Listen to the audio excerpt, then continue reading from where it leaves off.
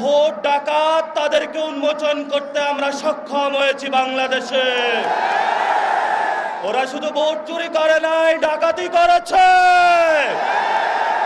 আমাদের সুস্পষ্ট অনেকগুলো দাবি রয়েছে। আজকে নির্বাচনের পরে 11 দলীয় যে ঐক্য রয়েছে, আমরা জনগণের সামনে উপস্থিত হয়েছি। আমরা প্রথমত বলতে চাই, পার্লামেন্টে যে ভোট ডাকাতরা গিয়েছে, জনগণের সামনে আমরা বিরোধী দল হিসেবে হাজির হয়েছি। আমরা রাজপথে থাকব। কড়ায় গন্ডায় ইঞ্চি ইঞ্চি করে জনগণের উপরে জ্বলা ভোটের ইঞ্জিনিয়ারিং করেছে, ভোট ডাকাতি করেছে, নতুনভাবে জুলুম চাপিয়ে দেবার চেষ্টা করছে।